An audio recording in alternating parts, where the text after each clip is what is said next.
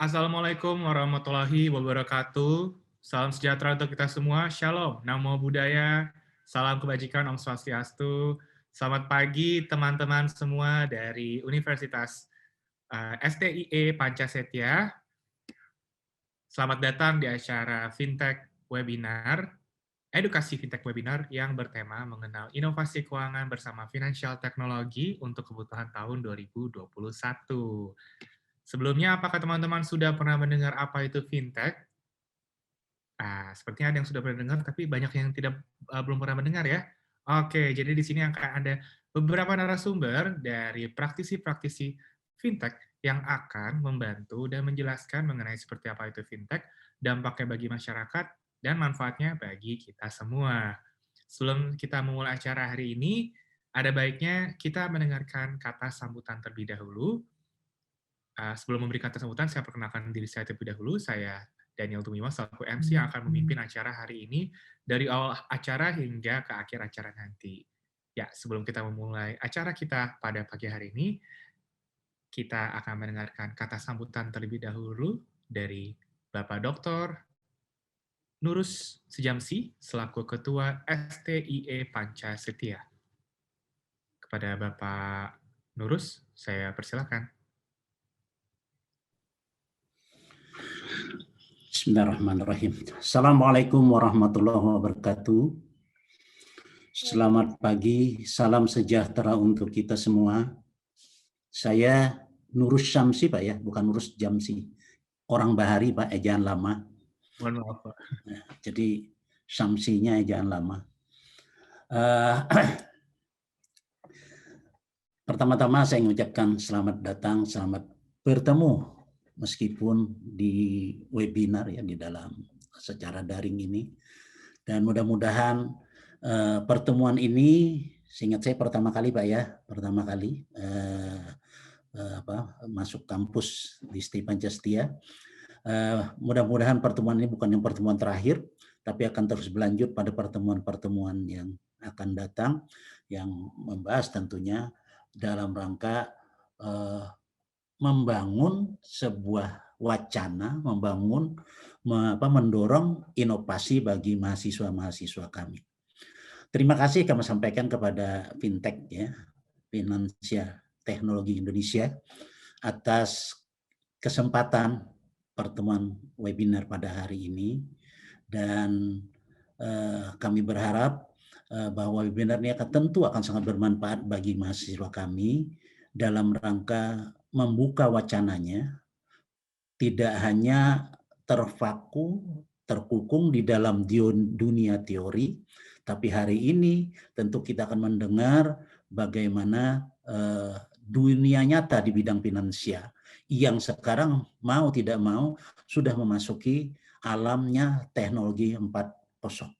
Ya, oleh karena itu kita semua tidak boleh ketinggalan di dalam hal ini, dan hari ini webinar ini tentu akan sangat bermanfaat bagi meluaskan wacana mahasiswa kami STIE Pancasetya Banjarmasin.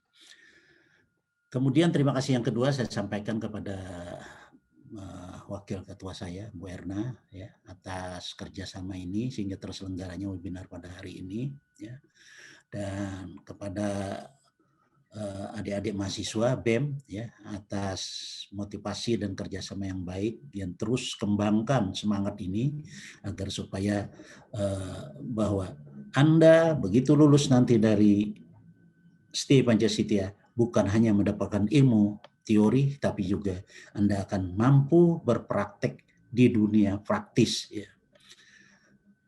Bapak-bapak, ibu-ibu, adik-adik mahasiswa yang saya cintai, saya banggakan ya. Tentu seperti Bapak singgung tadi, fintech tentu bagi kami juga masih begitu awam ya, masih begitu awam tentang fintech ini. Tadi saya juga coba-coba buka webnya ya, oh ternyata saya baru memahami juga ya. Jadi inovasi ya, sebetulnya lebih pada inovasi inklusi keuangan di masa era 4.0 ini. Terlebih lagi Pak, bahwa hal seperti ini tentu akan sangat bermanfaat bagi perkembangan perekonomian kita, khususnya menghadapi pandemi sekarang. bahwa interaksi antara orang dalam hal berbagai kegiatan ekonomi tidak selalu harus bertemu, tapi juga bisa difasilitasi dengan melalui daring, dan disinilah peran daripada fintech bisa mengembangkan sebuah inovasi-inovasi dalam rangka model-model finansial di Indonesia. Ya tentunya tidak lain adalah dalam rangka mengembalikan kondisi perekonomian Indonesia, khususnya di tahun 2021 ini, yang kita berharap tentunya pandemi sudah selesai, sudah teratasi, sehingga perkembangan ke depan lebih bisa maju lagi. Pertumbuhan ekonomi kita akan lebih baik lagi, dan dampaknya pelan-pelan bisa kita bangun gitu loh. Jadi kita kembali bangun setelah kita mengenai dampak ekonomi atas kejadian pandemi ini. Saya berharap tadi bahwa fintech dan STI Pancasila bisa membangun sebuah kerjasama yang lebih lagi, agar supaya nanti bisa memberikan tadi pengalaman-pengalaman baru bagi mahasiswa kami. Perlu kami sampaikan, selain dengan fintech ini, kami juga sudah melakukan kerjasama dengan lembaga keuangan, Philip ya, membangun sebuah pojok ya istilah kami, pojok pojok bursa ya, pojok bursa, dan ini mudah-mudahan bisa disinergikan dengan fintech sehingga perkembangan pojok bursa ini bisa lebih nyata, bisa dimanfaatkan bukan hanya oleh mahasiswa tapi juga oleh lingkungan di sekitar kami, di sekitar TI Pancasila Banjarmasin. Ya. Tidak berpanjang kata, dengan mengucapkan bismillahirrahmanirrahim, acara webinar pada hari ini, saya lupa tadi apa namanya.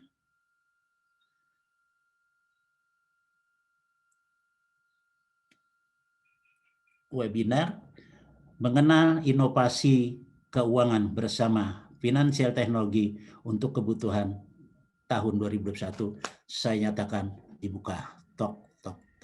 Demikian, sekali lagi terima kasih atas kesempatan, atas kesediaan Bapak-Bapak dari fintech untuk memberikan arahan, memberikan wacana baru bagi mahasiswa kami.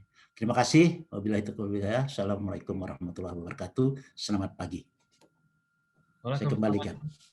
Waalaikumsalam warahmatullahi wabarakatuh. Terima kasih Bapak Nur Syamsi untuk kata sambutan yang sudah diberikan bagi kami semua. Baik, ada baiknya sebelum kita memulai acara, kita lakukan foto bersama terlebih dahulu yuk. Jadi untuk semua teman-teman yang ada di sini, boleh nyalakan kameranya terlebih dahulu. Kita akan lakukan foto bersama terlebih dahulu. Yuk teman-teman, dinyalakan kameranya. Boleh persiapkan muka yang ganteng dan muka-muka cantiknya dulu. Dirapihin dulu rambut-rambutnya teman-teman. Iya, oke, dirapihin hijabnya dulu tuh, ada yang masih kusut. Oke, yang cowok-cowok juga boleh. Nggak perlu mandi dulu kok, nggak apa-apa. Semua sih kelihatan ganteng dan cantik. Oke, baik. Ditunggu lagi teman-teman semua untuk membuka kameranya. Kita akan lakukan foto bersama sebanyak 4 kali. 4 kali ya teman-teman ya. Jadi persiapkan senyum terindahnya. Siapa tahu nanti kamu akan masuk ke dalam masing-masing dari perusahaan fintech ini untuk Instagramnya ya. Oke, baik. Kita akan lakukan foto bersama sebanyak 4 kali. Dalam hitungan ketiga, ikuti abah saya ya. 3, 2, 1, senyum. Sekali lagi. 3, 2, 1, senyum. Oke. Berikutnya. 3, 2, 1, senyum. Oke, yang terakhir, kita akan lakukan perekaman video. Jadi kalau misalkan saya bilang, salam literasi keuangan, jadi teman-teman angkatkan tangannya huruf L seperti ini, seperti saya, lalu digoyang-goyangkan ya teman-teman. Kalau saya bilang, salam literasi keuangan, digoyang-goyangkan seperti saya ini. Oke, ya. Sekali lagi, salam literasi keuangan. Oke, baik. Baik. Terima kasih semua teman-teman sudah berpartisipasi dalam foto bersama. Selanjutnya, kalau kata orang kan, tak kenal, maka tak sayang. Nah, ada baiknya kita berkenalan terlebih dahulu dengan semua narasumber kita pada pagi hari ini. Yang pertama, saya akan mengundang Mas Kadek Dharma Susila selaku CEO dari Pundiku untuk memperkenalkan dirinya secara singkat. Terima kasih. Oke, terima kasih Mas Daniel. Selamat pagi Bapak-bapak, Ibu-ibu, dan rekan-rekan mahasiswa di Banjarbaru. Perkenalkan, sama saya Kadek Dharma Susila atau dipanggil Kadek. Saya dari Bali. Saya CEO dari Pundiku. Mungkin nanti kita akan lebih banyak sharing ya terkait dengan fintech. Terima kasih Mas Daniel. Baik, terima kasih Mas Kadek. Selanjutnya kita akan mendengarkan penjelasan dari produk Pundiku. Ya, persilakan, terima kasih. Oke, terima kasih Mas Daniel atas waktunya. Jadi saya perkenalkan kembali, nama saya Kadek dari Pundiku. Pundiku sendiri berkantor pusat di Bali. Jadi kami satu-satunya fintech yang ada di Bali. Jadi kalau tadi saya lihat di peserta salah satunya ada dari Bali ya juga ya. Siapa Niluh? Siapa itu saya lihat tadi. Oke, mohon waktunya saya presentasi sedikit. Jadi yang akan saya sampaikan ini mungkin terkait lebih ke Pundiku dan produk-produk yang kami tawarkan. Seperti Mas Arief sampaikan tadi, untuk lebih jauh tentang fintech itu apa, mungkin nanti di sesi tanya jawab akan kita bahas. Oke, silakan dilanjutkan. Oke, kami di Pundiku memang fokus kami di UMKM. Kami salah satu fintech yang produktif. Jadi kami juga sudah terdaftar di OJK dan moto kami adalah mungkin hampir sama dengan rekan-rekan fintech yang lain ya. Di fintech itu pasti memberikan keamanan yang pertama, karena banyak yang mempertanyakan aman tidak pinjam di fintech gitu kan, dan juga memberikan kenyamanan. Oke, lanjut. Nah, oke, kenapa harus pinjam di fintech gitu kan? Apa kelebihannya fintech? Mungkin banyak yang bertanya seperti itu. Fintech ini hadir untuk apa gitu?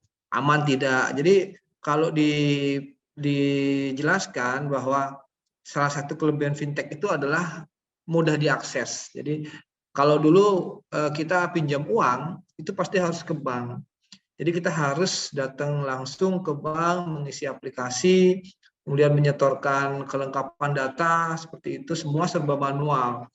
Jadi untuk di fintech itu tidak lagi, semua buy online, semua dengan aplikasi. Jadi hanya bermodalkan internet, itu bisa dilakukan peminjaman uang di fintech. Jadi aksesnya sangat mudah sekali, selama ada akses internet, dan juga selama kita menguasai atau memahami penggunaan dari aplikasi itu. Kemudian prosesnya, dari sisi proses jelas karena semua serba online, ini akan lebih cepat. Semua data itu diupload di portal kami, semua masuk di situ, tidak perlu lagi repot untuk fotokopi ya, kemudian menyerahkan ke bank, kemudian ada data yang kurang, nah, seperti itu. Jadi semua data ini tinggal diupload, diserahkan ke fintech melalui soft copy-nya. Nanti kami akan periksa apakah datanya cukup atau tidak. Kalau tidak akan ada komunikasi juga via online juga. Di situ kecepatan prosesnya. Jadi tidak serumit, tidak seribet dari perbankan atau lembaga keuangan pada umumnya. Kemudian persyaratan, mungkin persyaratannya hampir sama dengan bank, cuma kita lebih mudah dalam hal dokumentasinya. Jadi persyaratan tidak terlalu banyak sebenarnya. Kalau kami di Pundiku itu cukup dengan KTP, KK, kemudian ada kalau memang untuk usaha itu ada semacam tracing ya untuk record penjualan dan juga rekening bank. Jadi tidak serumit di lembaga keuangan bank. Jadi sangat mudah sekali syaratnya untuk di fintech. Kemudian, nah ini yang terkait keamanan. Banyak sekali pertanyaan sampai saat ini pun bertanya seperti itu, aman tidak? Apakah data kami tidak dibocorkan atau apakah data kami tidak disalahgunakan? Sebenarnya sama aja dengan bank pada umumnya atau lembaga keuangan, kan sama-sama menyerahkan data. Pinjam di bank pun data juga diserahkan gitu. Nah, di fintech juga data itu diserahkan, cuma bedanya kalau di fintech yang diserahkan soft copy-nya, kemudian di bank umum diserahkan hard copy-nya. Jadi tidak ada perbedaan dari sisi keamanan datanya. Semua data itu diserahkan semua. Nah, jadi pertanyaan ini sepertinya sudah terjawabkan ya, bahwa data itu aman. Nah, terkait dengan ini juga, mungkin Mas Arif sempat singgung tadi, fintech itu berbeda dengan bank dalam hal keamanan. Kami di fintech itu diwajibkan, bahkan Pundiku sendiri kami sudah lulus sertifikasi ISO 27001, itu terkait keamanan sistem informasi. Jadi nggak macam-macam, nggak main-main, bahwa kami disertifikasi oleh lembaga sertifikasi ISO, wajib. Jadi semua fintech lending itu wajib memiliki sertifikasi ISO. Itu salah satu syarat mutlak dari OJK.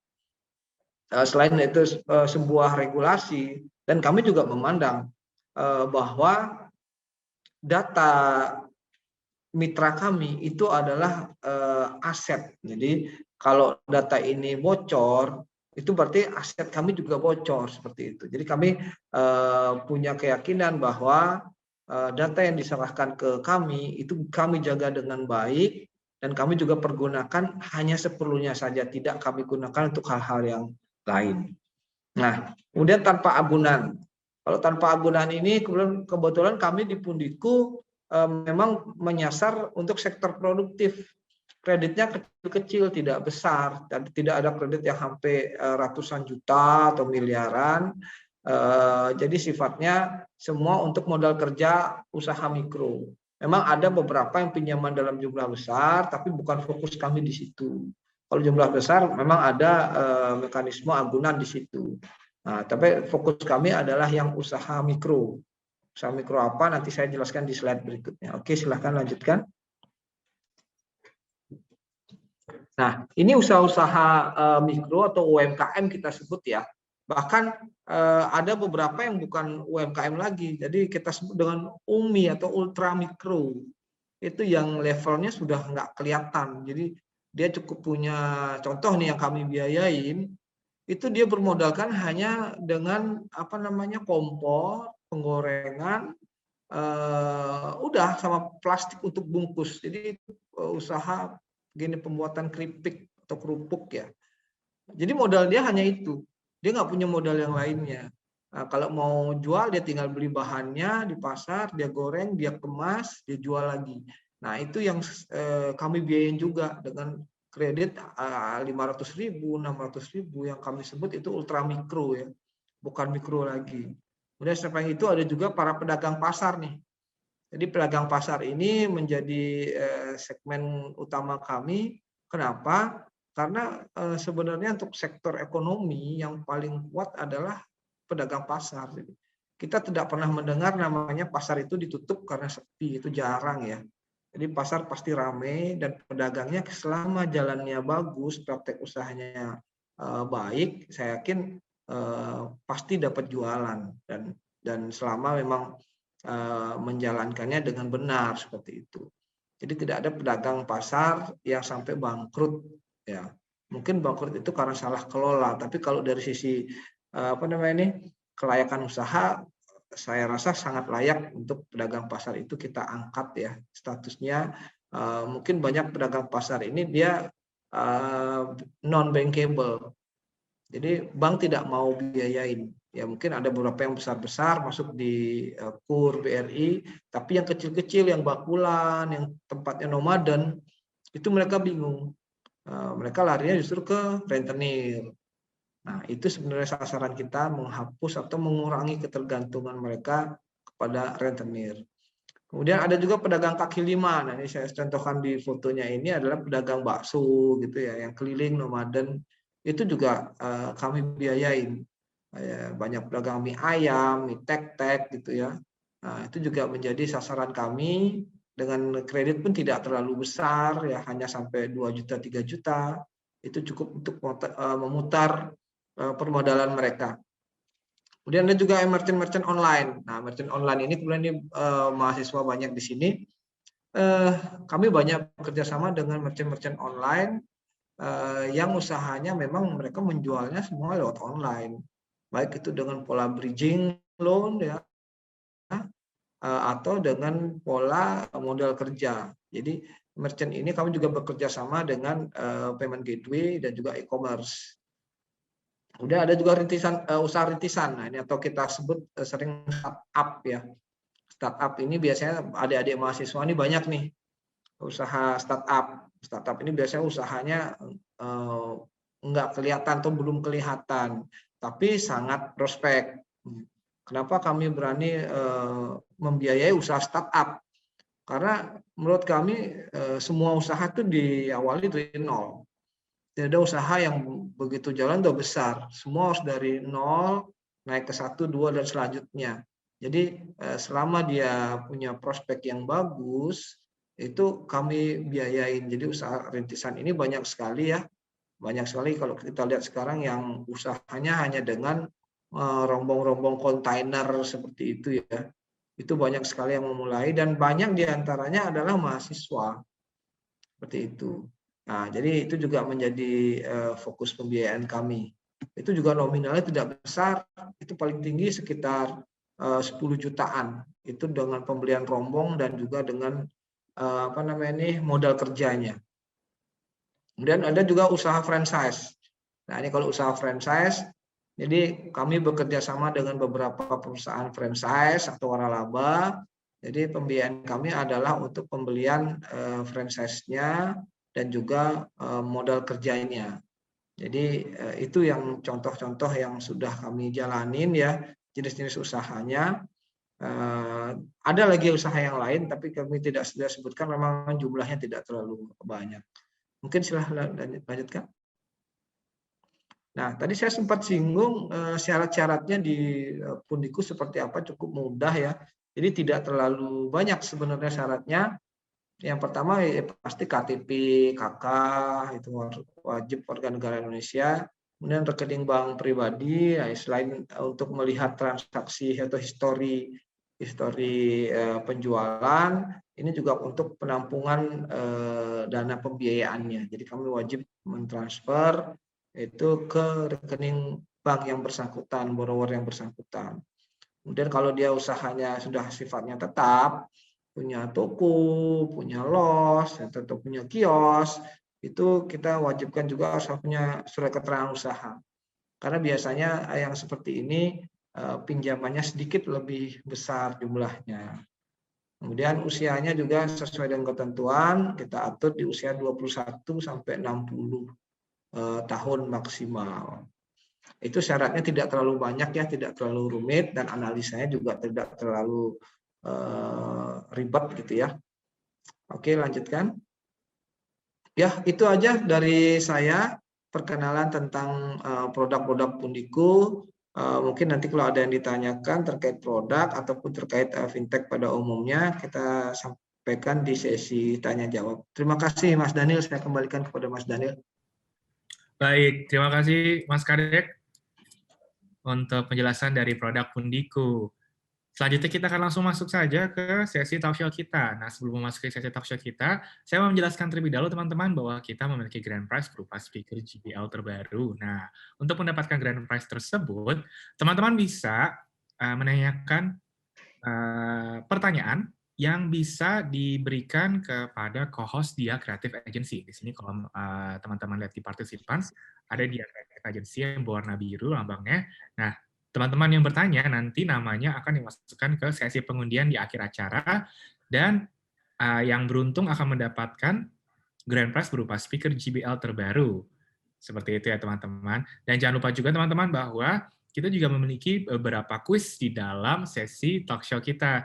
Jadi teman-teman tetap stay tune dan memperhatikan ya, kalau bisa sih dicatat, biar teman-teman bisa menjawab kuis-kuis yang nanti akan kita berikan. Baik, selanjutnya saya akan memanggil moderator kita hari ini yang akan memandu acara talk show kita, yaitu Mbak Novita selaku Sekretaris Badan Eksekutif Mahasiswa STIE Pancasetia Banjarmasin, Kampus Banjarbaru. Kepada Mbak Novita, saya persilakan untuk waktunya. Terima kasih. Terima kasih kembali untuk Mas Dani. Kita langsung memasuki acara talk show pada hari ini. Kali ini pertanyaan langsung untuk Pak Kadek dari Pundiku. Iya, Mungkin Mbak yang Nafita. jadi pertanyaan para audiens juga ya ini Pak. Apakah fintech itu? Dan mengapa industri fintech hadir di Indonesia? Silakan Pak Ade. Oke, terima kasih Mbak Novita. Jadi tadi kita udah ceritakan Pundiku, teman Prima. Jadi sekarang fintech itu ya. Mungkin teman-teman bisa search di Google atau nyari referensi-referensi lainnya atau apa itu fintech. Jadi fintech itu sebenarnya kalau bahasa sederhananya saya bilang ini sebenarnya penggabungan. Kalau bahasa gini perkawinan lah Mbak ya. Perkawinan antara dua model bisnis. Yang satu adalah jasa keuangan. Mungkin jasa keuangan kita sering dengar bank, ya lembaga keuangan, non-bank pegadaian, PNM, apalagi namanya Ventura, model Ventura seperti itu. Dengan gini teknologi. Jadi dua usaha ini itu bergabung, Mbak, bergabung menjadi satu. Jadilah fintech ini. Jadi dari sisi keuangannya diambil semua ketentuan-ketentuan dalam lembaga keuangan, kemudian digabungkan bagaimana menggunakan jasa teknologi ini untuk mengakses lembaga keuangan. Jadi seperti itu. Jadi penggabungan sebenarnya. Nah, cuma bedanya kalau dulu semua konvensional, sekarang lebih modern atau lebih moderat dilakukan. Semua by online dengan portal, jadi dengan aplikasi, tidak lagi digunakan dengan manual. Nah, itu perbedaannya, Mbak. Itu sebenarnya fintech itu apa? Itu fintech secara umum ya. Karena fintech itu juga macam-macamnya banyak. Ya, ada fintech lending, ada market aggregator, kemudian ada juga payment ya. Seperti itu. Jadi macam-macam fintech itu banyak. Jadi berkembang. Karena namanya inovasi dalam lembaga keuangan dan teknologi. Jadi tidak menutup kemungkinan nantinya akan muncul lagi model fintech yang lain. Tergantung manusia mau berinovasi atau tidak gitu. Jadi sampai saat ini model-model fintech itu ada 4 yang dikenal di Indonesia. Salah satunya adalah yang kita bahas hari ini adalah fintech lending. Jadi itu fintech. Kemudian kenapa fintech lending itu ada? Jadi sebenarnya kalau kita lihat POJK-nya, Peraturan Otoritas Jasa Keuangan, POJK 77 itu dasar hukumnya kita, payung hukumnya lah ya, itu lahir di tahun 2016. Nah, apakah fintech itu lahir di 2016? Sebenarnya tidak. Jadi jauh sebelum itu sudah ada fintech. Cuma regulasinya yang belum ada. Nah, jadi sebelum itu entah dimulainya tahun berapa masuk Indonesianya ya, yang awalnya bukan di Indonesia. Jadi sebelum 2016 itu sudah ada, cuma regulasinya itu keluar di tahun 2016. Kenapa perlu diatur? Ya jelas supaya dari sisi aturan main ada, kemudian supaya tidak ada pihak-pihak yang dirugikan. Nah, kemudian kenapa harus diatur juga gitu kan dari sisi pemerintah? Karena begini, ini pemerintah melihat fintech ini harus ada. Untuk apa harus ada? Kenapa? Karena ternyata hasil riset dari OJK itu masih sangat banyak UMKM Indonesia itu yang belum terjamah oleh atau belum memperoleh pembiayaan dari lembaga keuangan. Jadi sekitar ada 46 juta UMKM di Indonesia, 46 juta itu belum memperoleh akses dari lembaga keuangan. Jadi pertanyaannya mereka memperoleh pembiayaan dari mana? Yang jelas bukan dari lembaga keuangan. Mungkin salah satunya dari rentenir. Nah, ini kan pemerintah gini juga nih punya tanggung jawab kepada masyarakat bahwa kita harus mengurangi ketergantungan masyarakat kita terhadap praktek rentenir yang nyata-nyata kita ketahui sendiri praktek rentenir ini kan bunganya tinggi ya dan juga tidak bisa diatur seperti itu. Nah, ini salah satunya. Jadi dari 46 juta itu harapannya bisa dibiayain oleh fintech dengan kemudahan tadi. Kemudian yang kedua, jadi kebutuhan permodalan UMKM kita itu 1.650 triliun. Nah, sekarang sudah bisa disalurkan oleh lembaga keuangan itu berapa? Hanya 660 triliun. masih jauh. Gap-nya cukup tinggi. Jadi ada gap sekitar 989 triliun. Itu data per 2016. Nah, berdasarkan data itu, OJK akhirnya membuat regulasi untuk pengaturan fintech lending dan juga sebenarnya untuk memangkas gap ini. Jadi supaya UMKM Indonesia itu lebih memiliki akses yang pasti itu di lembaga keuangan, lebih teratur, lebih terarah, dan bisa dipertanggungjawabkan. Nah, mungkin itu Mbak Novita, apa itu fintech dan juga kenapa fintech harus ada di Indonesia. Sebenarnya intinya adalah adanya gap tadi, gap pembiayaan yang cukup tinggi, hampir 989 triliun. Oke, itu Mbak Novita, terima kasih. Terima kasih kembali Pak Kadek. Kali ini kembali untuk Pak Kadek. Ya. Apakah perbedaan dari fintech P2P produktif dan fintech P2P konsumtif? Silakan dijelaskan Pak Kadek. Oke, terima kasih Mbak Novita. Jadi fintech produktif dan konsumtif. Ya, jadi dari kata-katanya produktif dan konsumtif sebenarnya kita bisa membedakan ya. Apa itu fintech produktif, apa itu fintech konsumtif. Jadi kalau yang produktif, mungkin di tengah-tengah ada juga teman-teman yang menjalankan dua-duanya, Mbak. Dia bisa produktif dan dia juga bisa konsumtif. Ya, jadi kalau yang produktif jelas itu untuk lebih kepada modal usaha dari peminjamnya. Jadi penggunaannya memang untuk modal usaha.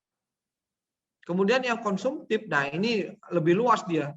Penggunaannya bebas, entah untuk beli handphone, ya, untuk beli laptop, untuk beli baju, beli sepatu, beli kacamata mungkin atau beli aksesoris yang lainnya, ya, itu masuk ke konsumtif. Nah, yang tengah-tengah ini ada dia dua-duanya dia menjalankan, itu pilihan.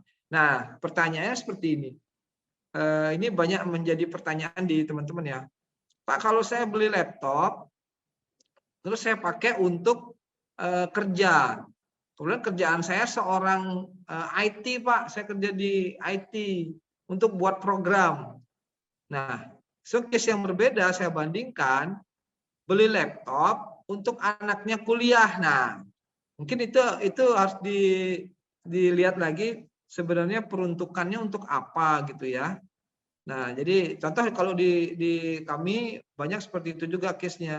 Jadi kalau beli laptop peruntukannya untuk kerja, apalagi seorang programmer, yaitu kami masukkan ke produktif. Karena memang sarana kerja mereka adalah laptop. Tidak ada laptop mereka nggak bisa kerja. Nah, beda dengan tadi yang kedua, mahasiswa. Beli laptop untuk buat tugas kuliah, nah itu konsumtif. Nah, ada lagi yang misalnya beli motor nih. Nah, misalnya saya beli motor untuk anak saya sekolah. Nah, itu jelas maksudnya konsumtif. Nah, tapi ada satu lagi beli motor digunakan untuk ngojek, untuk ojek online gitu.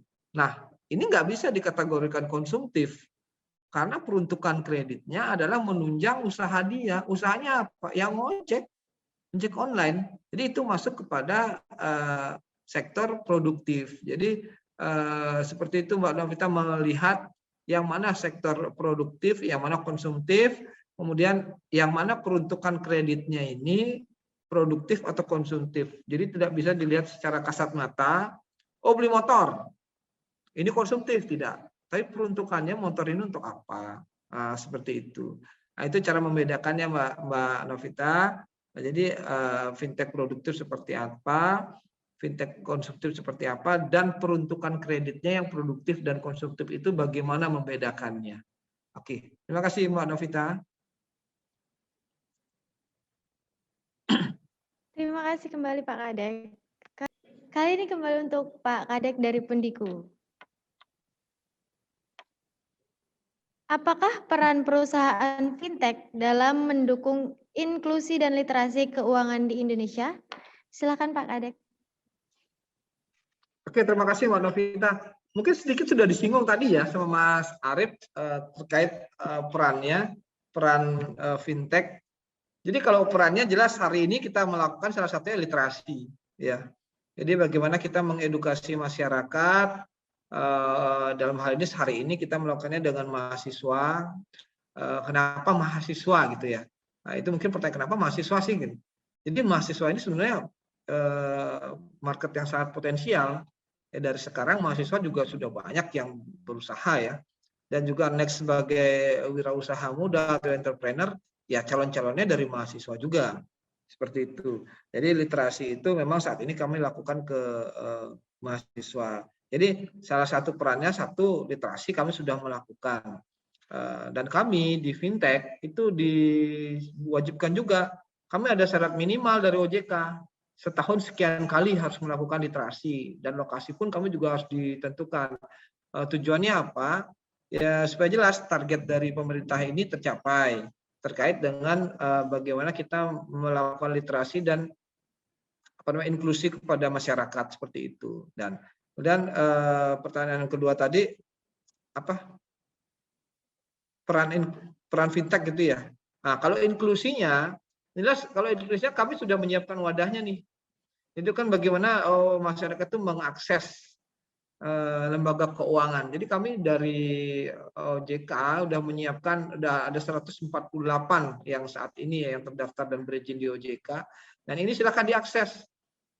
Masyarakat bisa mengakses yang manapun menurut masyarakat tepat dan cocok. Karena memang masing-masing fintech ini ada karakteristik yang berbeda-beda.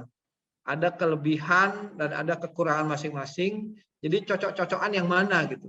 Saya misalnya mau gini untuk ojek saya usaha ojek, ya larinya mungkin ke Mas Arief. Kemudian kalau saya dagang pasar ini, ya mungkin larinya ke Pundiku. Kemudian saya mau beli baju, cocoknya kemana? Mungkin ada teman saya juga yang juga sering kita ajak literasi dari 4 kali, misalnya itu menyediakan plafon untuk pembelian aksesoris ya baju, sepatu, ada seperti itu ya. Cara nyarinya gimana nih? Ya mungkin tadi Mas Arief juga sudah jelaskan, ada market aggregator gitu. Jadi disinilah fungsinya kita memberikan akses.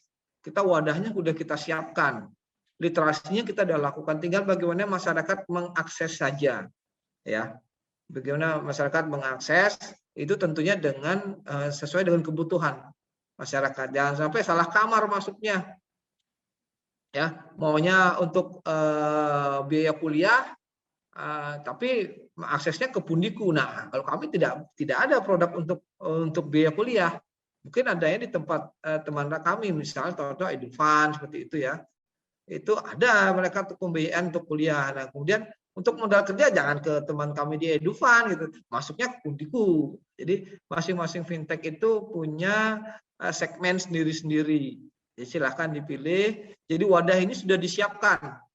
Tinggal diakses saja oleh masyarakat. Jadi inilah peran kita terkait inklusi dan literasi. Mungkin seperti itu Mbak Novita. Baik, terima kasih Pak Kadek.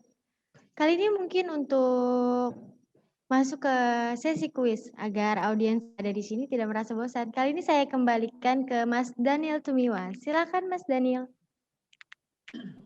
Baik, terima kasih Mbak Novita. Ya, kita akan langsung masuk ke sesi yang ditunggu-tunggu, yaitu sesi kuis. Di sini teman-teman yang tadi sudah mendengarkan harusnya sudah tahu ya kalau saya mau bertanya apa dan jawabannya apa. Baik, untuk teman-teman yang berhasil dan bisa menjawab kuisnya akan mendapatkan uang tunai sebesar Rp100.000 akan langsung dikirimkan oleh tim kami. Baik, kira-kira pertanyaan apa yang mau saya tanyakan ya? Ya, boleh jelaskan apa saja jenis dari produk fintech yang ada di Indonesia? Untuk yang ingin menjawab, teman-teman bisa menggunakan feature reactions, lalu gunakan raise hand ya. Saya akan minta Mas Arief untuk menjadi jurinya. Boleh dijelaskan, teman-teman, jenis-jenis fintech yang ada di Indonesia saat ini? Boleh menggunakan feature reactions di sebelah kanan bawah, itu ada feature raise hand, bisa menggunakan itu, teman-teman yang ingin menjawab. Jenis-jenis fintech yang ada di Indonesia. Tadi sudah sempat dijelaskan tuh teman-teman.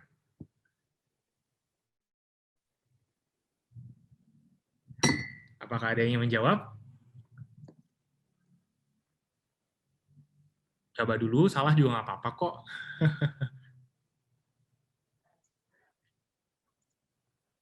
Oke, di sini ada Yufi.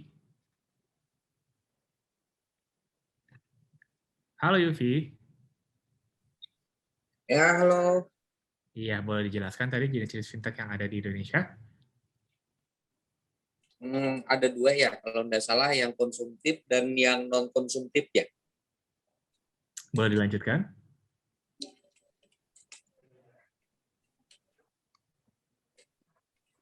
Apakah sudah cukup jawabannya atau bagaimana Mas Yufi? Ya, cukup. Cukup ya. Oke, baik. Kita akan lihat, jangan di lower hand dulu ya. Kita coba tanya lagi yang lain. Di sini ada Anissa Nur Octavia. Anissa Nur Octavia, halo. Ya, halo. Jenis-jenis fintech yang ada di Indonesia apa saja? Ada 4. Yang pertama, peer-to-peer lending. Yang kedua, manajemen risiko dan investasi. Yang ketiga, ada e-aggregator. Yang keempat, ada payment, clearing, and settlement.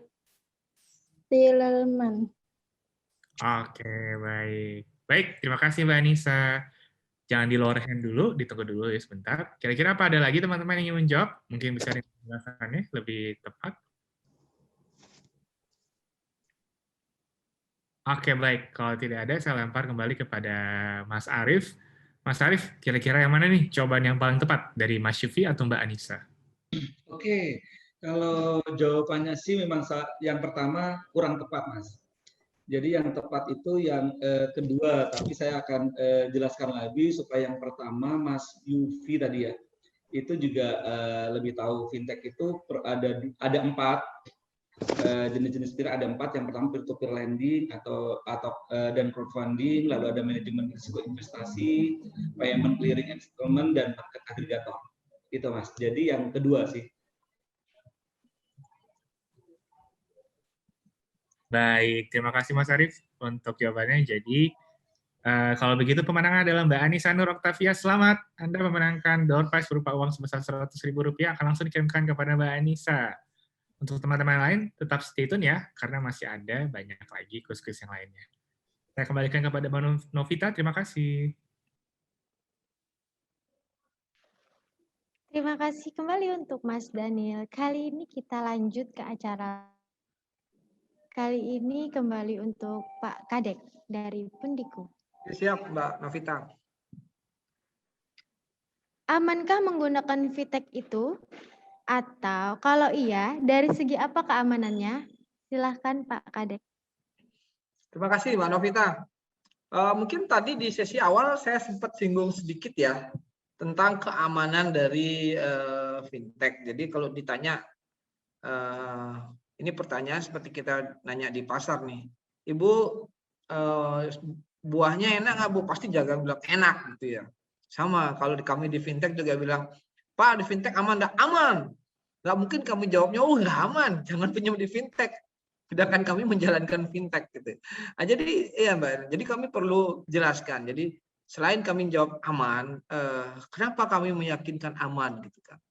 Jadi yang pertama tadi sudah saya jelaskan, kami di fintech itu diwajibkan pertama oleh regulator, oleh OJK, kami harus menerapkan ISO 27001. Jadi seluruh itu disertifikasi, Mbak. Jadi sertifikasinya bukan macam-macam, bukan sertifikasi dari siapa, tapi dari Badan Sertifikasi ISO. Jadi seluruh data kami dipastikan aman, data yang diserahkan kami, dan juga transaksi-transaksi yang kami lakukan itu dipastikan aman. Dan bukan hanya sekali, jadi di tahun pertama kami sertifikasi, di tahun kedua kami juga harus surveillance, jadi tiap tahun kami harus diaudit oleh lembaga sertifikasi ISO. Nah, kalau sampai kami nggak lolos dari sisi keamanan informasi dari badan sertifikasi, nah kemungkinan juga regulator akan mencabut surat terdaftar kami atau izin kami. Jadi seperti itu. Jadi itulah sisi keamanan yang bisa kita berikan kepada baik itu peminjam, borrower ataupun lender yang ingin bertransaksi ataupun menjadi mitra dari fintech. Jadi semua data itu kami pastikan aman. Itu yang pertama. Yang kedua, tadi juga saya sudah jelaskan, kami nggak mungkin, ini kan database ya, namanya peminjam ataupun pendana, ini adalah database kami. Jadi nggak mungkin kami bocorkan untuk hal-hal yang lain, karena kepercayaan dari peminjam dan pendana itu ada di tangan kami. Jadi nggak mungkin kami akan merusak bisnis kami sendiri. Nah, itu yang kedua dari sisi internal kami. Mungkin Mbak Novita, penjelasan dari saya, selain dari kebutuhan dari organisasi, kami perlu data itu untuk kami juga. Yang kedua, dan ini adalah sebuah regulasi, di mana kami wajib menerapkan ISO 27001 terkait keamanan sistem informasi. Mungkin itu Mbak Novita. Terima kasih. Baik, terima kasih Pak Kadek. Kali ini mungkin pertanyaan langsung untuk Pak Kadek. Ada disinggung sedikit oleh Pak Arief tadi tentang fintech legal dan ilegal. Mohon untuk Pak Kadek berikan tips untuk membedakan legal dan legal tadi, Pak. Silakan. Oke, makasih Mbak Novita. Ya, salah satu yang kita disinggung Mas Arief juga sudah ada berapa. Yang pertama, yang legal dan ilegal, pasti yang legal itu terdaftar atau berizin di OJK. Nah, silakan dilihat. Kami wajib memasang itu. Jadi setiap fintech yang legal itu wajib memasang logo OJK, ya, terdaftar dan diawasi oleh OJK. Itu yang pertama. Dari 148 semua wajib, dan kalau ada fintech yang ilegal memasang logo itu dicek juga. Jadi apakah ada terdaftar di OJK? Silakan dicek di website OJK. Dia ada nggak nama fintechnya seperti itu. Kalau dia berani masang itu sudah pelanggaran. Nah, itu yang pertama. Yang kedua, asosiasi. Jadi semua fintech lending itu wajib tergabung dalam sebuah asosiasi fintech pendanaan Indonesia, atau kita sebut AFPI ya. Itu wajib semua, tidak boleh ada yang tidak. Nah, kalau mau ngecek di AFPI juga bisa, apakah fintech ini terdaftar atau tidak di AFPI. Kalau sudah terdaftar berarti dia legal. Kalau tidak ada ya berarti ilegal. Nah, itu yang cara mengecek yang kedua. Yang ketiga, akses. Tadi mungkin Mas Arief sempat singgung camilan ya. Jadi teman-teman hati-hati sekali nih memberikan akses apapun terhadap aplikasi apapun. Kalau di fintech itu hanya bisa kamera, mikrofon, dan location camilan. Tidak lebih dari itu. Kalau sampai ada yang bisa mengakses kontak, kami pastikan sudah melanggar ketentuan. Nah, kalau ada fintech resmi atau fintech legal yang meminta akses sampai ke kontak, apalagi storage, itu bisa dilaporkan. Silakan dilaporkan ke AFPI, boleh ke asosiasi, atau laporkan ke OJK. Itu sudah bentuk pelanggaran. Karena sudah di-state oleh OJK hanya 3 akses tadi. Nah, mungkin kalau dengan fintech ilegal, bebas. Nah, kalau ada misalnya teman-teman nih, yang sudah terlanjur pinjam di fintech ilegal, kemudian besoknya ada akses di kontaknya itu yang misalnya ada bermasalah gitu ya, disebarkan, nah itu dipertanyakan, hampir 99% itu pasti fintechnya ilegal itu. Kalaupun dia legal, nah itu bisa dilaporkan juga. Itu salah satu bentuk pelanggaran dari fintech, dan sanksinya sangat berat, sampai ke pencabutan tanda terdaftarnya atau izinnya. Sangat berat sanksi dari OJK. Nah, jadi itu baru 3 ya. Yang keempat, suku bunga nih. Nah, ini suku bunga ada ketimpangan juga nih, bisa dilihat dari situ.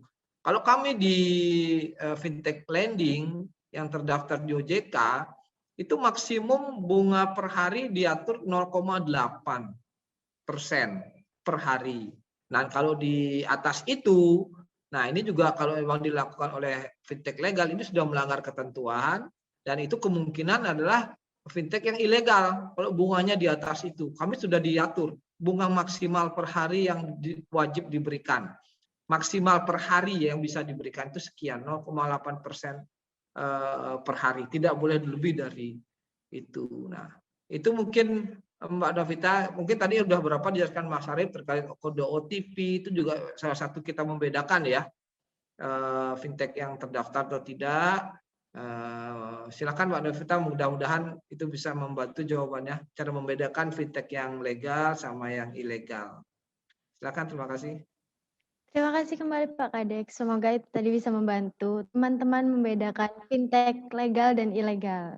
Kali ini kembali untuk Pak Kadek. Siap. Tadi ada disinggung tentang OJK. Nah, selain OJK, adakah asosiasi yang menaungi perusahaan fintech? Silahkan dijawab Pak Kadek. Terima kasih Mbak Novita. Kalau asosiasi jelas yang menaungi fintech langsung itu AFPI, Mbak. Asosiasi Fintech Pendanaan Indonesia. Jadi seluruh fintech lending ini ada 148 ya hari ini, itu wajib menjadi member dari AFPI. Tidak boleh tidak. Ya, karena salah satu syarat dari OJK memang kami harus bergabung kepada asosiasi AFPI. Nah, setelah itu juga ada nih khusus yang syariah. Itu namanya AFSI. Asosiasi Fintech Syariah Indonesia. Nah, itu beda lagi.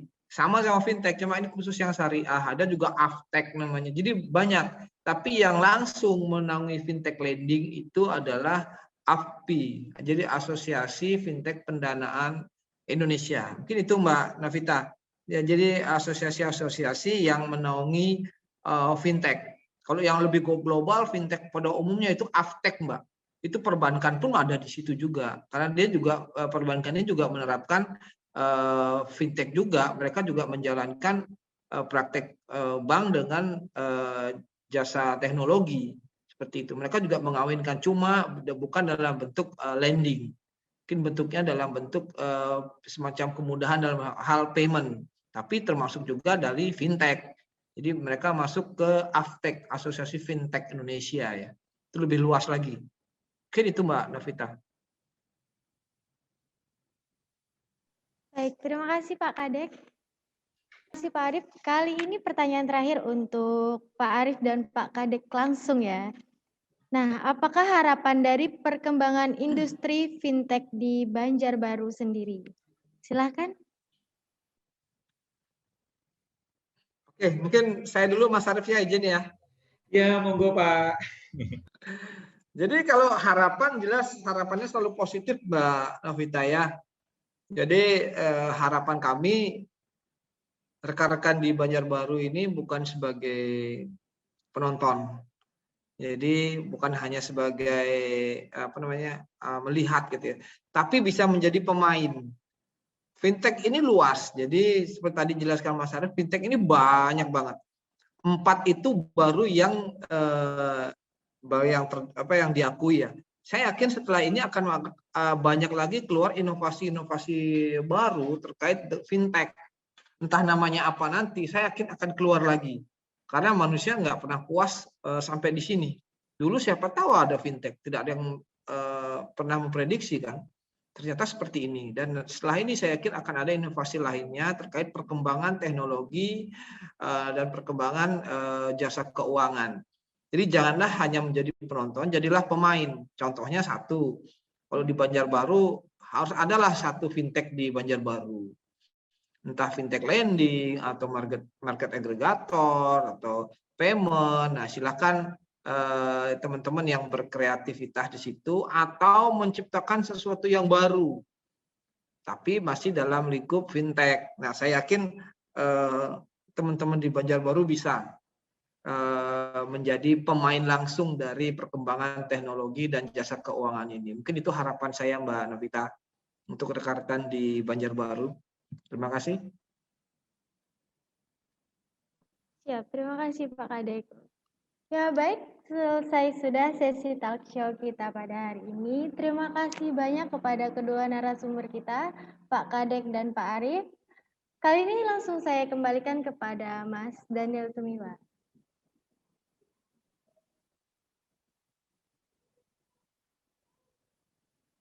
Mas Daniel.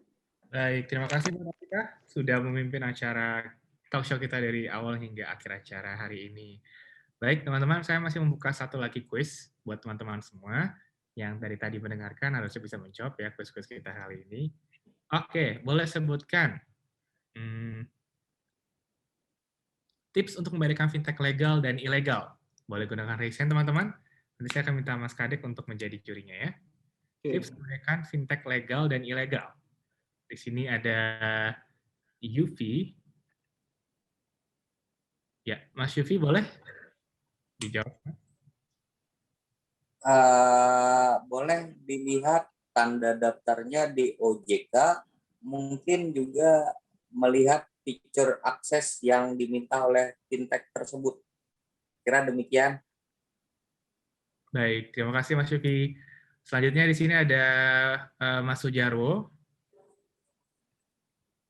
Halo Mas Sujarwo, boleh dibantu dijawab?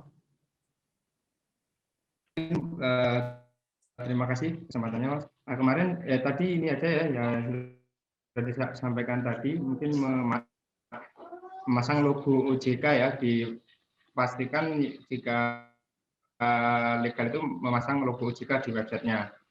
Kemudian cek di asosiasinya wajib tergabung di AFPI ya tadi Mas ya, di Asosiasi Fintech Pendanaan Indonesia, dan akses yang pastikan aksesnya di Camila ya, kamera, mikrofon, dan lokasi.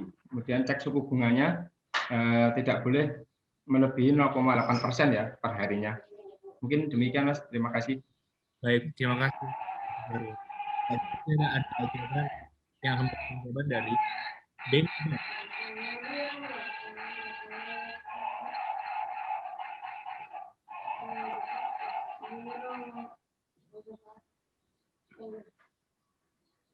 Ya, dari Mas Benny Beng.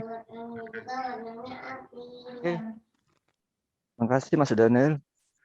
Jadi untuk mengetahui legal atau tidak, yang pertama kita lihat apakah itu terdaftar di OJK. Kemudian yang kedua, fintech itu sendiri tergabung di dalam Asosiasi Fintech Pendanaan Indonesia. Kemudian yang ketiga, suku bunganya itu tidak melebihi dari 0,8% per hari ya Mas ya. Kemudian yang keempat itu apa itu tadi? Jamila ya, kamera, mikrofon, lupa satunya. Terima kasih. Terima kasih. Baik.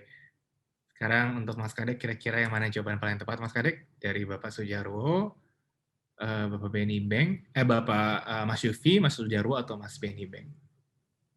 Terima kasih Mas Daniel. Sebenarnya ada dua jawabannya yang sama ya, Mas Sujarwo dan Mas Benny Beng. Tapi karena yang mungkin lebih lancar jawabnya ini Mas Sujarwo ya. Jadi saya pilih Mas Sujarwo deh. Baik. Menangnya. Terima kasih Mas Sujarwo. Anda memenangkan door prize berupa uang sebesar Rp100.000 akan langsung dikirimkan kepada tim kami, kepada Mas Sujarwo. Sekali lagi selamat ya Mas Sujarwo.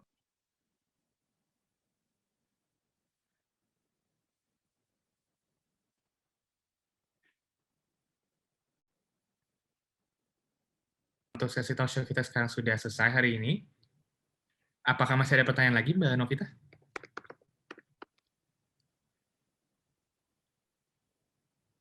Ya, gimana Mas Daniel? Tidak ada ya Mbak ya? Ya, sudah habis Mas. Silakan dilanjut Mas. Baik, dengan begitu sesi talk show kita berakhir hari ini. Kita akan langsung masuk saja ke sesi tanya jawab ya teman-teman. Di sini saya sudah lihat ada beberapa teman-teman yang sudah menanyakan pertanyaan. Baik, di sini ada pertanyaan dari Silsilia Kristiana Nopi.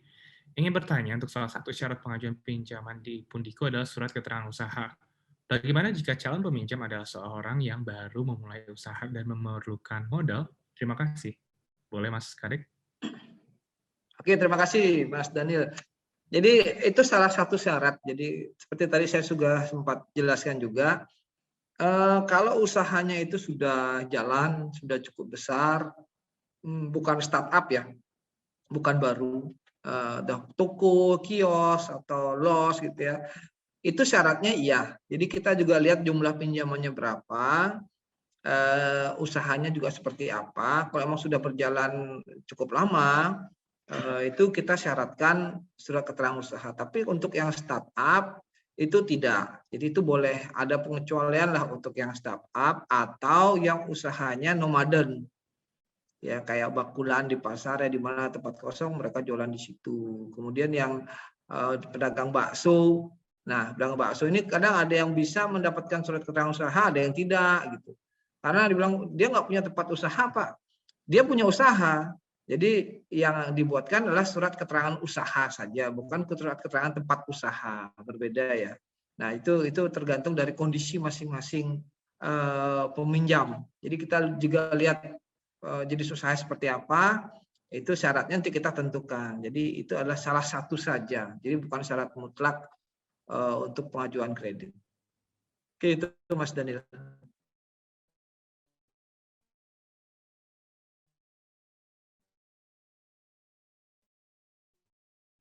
Akan lihat pertanyaan selanjutnya. Oh, ini masih ke Pundiku lagi dari Mbak Anita. Saya mau tanya, apakah kelebihan fintech Pundiku? Apakah menyediakan investor dalam layanannya? Bagaimana persyaratannya?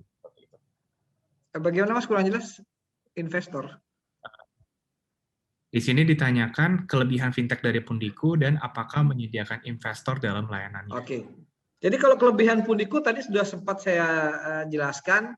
Yang pertama, proses kami cepat, ya aksesnya mudah, hanya dengan buka aplikasi gitu ya, itu sudah bisa dilakukan. Kemudian aman, nah itu kelebihan. Nah, Pundiku juga dari sisi suku bunga, kami juga tidak terlalu tinggi. Jadi kamu buka aja suku bunga kami di sini 2% per bulan. Jadi kalau OJK mensyaratkan 0,8% per hari, maksimal kami 2% per bulan. Jadi cukup rendah sekali, sekitar 0, sekian ya per harinya. 2% itu per bulan, perhitungannya adalah flat. Itu kemudahan yang kami berikan. Kemudian lagi satu investor ya. Nah, kalau menyediakan investor, mungkin konsep peer-to-peer ini kami memang harus bekerja sama dengan pendana ya, atau lender. Jadi kami pasti menyiapkan. Karena kami yang mencarikan melalui platform kami. Jadi peminjam itu cukup mengajukan pinjaman, hasil analisa kami oke. Nah, akan kami tawarkan kepada pendana melalui platform. Ada tidak pendana yang ingin membiayai gitu kan? Kalau tidak ada, ya mohon maaf, pembiayaan tidak bisa dilanjut. Dan kami juga mencarikan pendana-pendana atau lender-lender yang ingin membiayai sektor-sektor tertentu. Nah, biasanya itu sudah menyampaikan kami ingin menjadi lender khusus untuk pembiayaan seperti ini. Nah, jadi kami bisa menghubungi antara lender dan borrower seperti itu, Mas Daniel. Jadi memang tugas kami adalah mencari, bukan investor ya istilahnya kalau di fintech. Jadi istilahnya adalah lender. Kamilah yang mencarikan lender melalui platform kami seperti itu. Oke, itu Mas Daniel. Baik, terima kasih Mas Kadek untuk jawabannya. Dan bagaimana dari Agustinus Setio Budiono, bagaimana kalau terjadi peretasan data pada bentuk fintech? Apa yang harus kita lakukan? Mungkin dari Mas Kadek, mungkin? Oke, Mas. Halo? Ya. Oke, Mas Daniel. Jadi kalau ada peretasan data, maksudnya datanya siapa yang diretas nih gitu? Apakah data kita gitu ya? Jadi kalau di fintech seperti tadi dijelaskan di awal udah sekian kali ya, kami pastikan datanya aman karena kita di fintech pun itu sudah berapa kali dicoba. Jadi kalau di saat kami audit ISO itu salah satu prosesnya adalah penetration test atau pen test ya. Kami dites juga apakah sistem kami itu bisa dihack atau tidak ya. Itu yang ngehack siapa? Ya dari pihak badan sertifikasi. Itu ada namanya penetration test, pen test dicoba. Dan kalau memang itu data kami bisa diretas, kami tidak akan mendapatkan sertifikasi ISO. Dan saat ini hampir seluruh ya fintech lending itu sudah memperoleh sertifikasi dari ISO. Artinya sistem kami, aplikasi kami itu sudah aman digunakan dan data yang diserahkan kepada kami pun itu kami yakinkan tidak keluar kemana-mana, hanya untuk kebutuhan kami. Nah, jadi kalau ada yang tadi mengatakan bagaimana kalau diretas, mudah-mudahan tidak bisa, karena memang dari sistem informasi dari ISO pun mereka akan rutin melakukan tes seperti ini. Mungkin itu Mas Daniel. Baik, terima kasih untuk jawabannya. Semoga jawabannya terjawab dengan baik ya teman-teman. Saya ingin bertanya kepada Mas Kadek, dari beberapa penjelasan tadi, fintech kan lebih diminati masyarakat karena kemudahannya. Contohnya seperti tidak harus ribet datang ke bank, kemudian transaksi online lebih mudah dan efisien, dan bunganya lebih ringan. Apalagi di masa pandemi ini, di mana banyak masyarakat yang mengalami kesusahan finansial. Jadi, apakah kondisi ini berdampak langsung pada industri perbankan di Indonesia? Oke, berarti ini lebih ke apakah fintech memiliki efek ya kepada industri perbankan di Indonesia? Mungkin boleh, Mas Karek? Oke, terima kasih. Pertanyaannya bagus, Mas. Jadi pertanyaan ini sebenarnya pertanyaan dari pelaku perbankan ya. Jadi awal-awal fintech keluar itu para pelaku perbankan banyak menanyakan hal ini. Apakah perbankan ini akan dilibas dengan kehadiran fintech gitu ya? Apakah fintech ini menjadi kompetitor langsung dari perbankan? Itu awal-awal iya, benar pertanyaan ini sering muncul. Tapi lama-kelamaan pertanyaan ini meredup karena ternyata sebenarnya kami di fintech lending ini semua melengkapi. Jadi bukan menjadi kompetitor langsung. Tadi kami sempat jelaskan bahwa ada sekitar 46 juta UMKM yang belum tersentuh. Kemudian ada gap yang perbankan tidak bisa penuhin, itu kebutuhan pembiayaan nasional dari 1.650 triliun, perbankan itu hanya bisa menopang 660 triliun. Jadi nyatanya masyarakat Indonesia, UMKM Indonesia banyak yang belum tersentuh oleh perbankan. Nah, disinilah kami hadir. Jadi kami bukan mengambil kue ya, istilah bahasa simpel kita, kuenya perbankan tidak. Jadi kue yang lain itu masih banyak di luar yang belum disentuh. Disinilah kami hadir. Jadi bagi pelaku UMKM yang belum tersentuh oleh lembaga keuangan bank, itu menjadi market utama kami. Nah, kalau dibilang kompetitor langsung tidak. Kami melengkapi pilihan sebenarnya. Melengkapi dari pilihan dari pelaku UMKM mau kemana. Jadi disesuaikan dengan karakteristik usaha masing-masing. Biasanya teman-teman fintech itu adalah segmennya yang belum bankable atau unbankable. Mereka belum bankable, mereka belum memenuhi ketentuan perbankan. Jadi mereka pinjamnya di fintech dulu. Contoh nih, kalau di bank biasanya mereka minta record 2 tahun. Baru boleh pinjam di bank. Kemudian histori pencatatan harus ada, atau laporan keuangan harus ada. Jadi di fintech itu tidak mutlak. Ada yang meminta, tapi itu bukan syarat mutlak. Startup pun bisa kita biayain. Nah, itu bedanya. Jadi kalau dibilang di lingkarannya itu sentuhannya itu irisannya itu tipis sekali. Karena ada segmen-segmen sendiri yang menjadi fokus dari fintech, tidak mengambil segmen perbankan pada umumnya. Dan sampai sekarang itu ternyata terbukti bahwa jalannya fintech lending dengan perbankan bisa sejalan. Bahkan ada beberapa fintech lending yang sudah bekerja sama dengan perbankan, menyalurkan dana dari perbankan. Jadi yang menjadi lender itu, menjadi kalau tadi bahasa investor ya dibilang teman-teman, jadi bahasa lender kalau di fintech, menjadi pendana adalah dari bank. Kenapa dari bank? Mungkin salah satunya bank likuiditasnya over liquid. Mereka tidak bisa menyalurkan. Jadi dalam hal ini fintech punya akses ke bawah yang lebih bisa dijangkau oleh masyarakat lebih mudah. Nah, jadi dana-dana dari perbankan itu disalurkan melalui fintech. Nah, ini bentuk kerjasamanya. Jadi yang ada adalah bukan saling kanibal, justru ini saling melengkapi. Fintech hadir untuk melengkapi segmen atau sektor perbankan atau keuangan di Indonesia menjadi pelengkap seperti itu.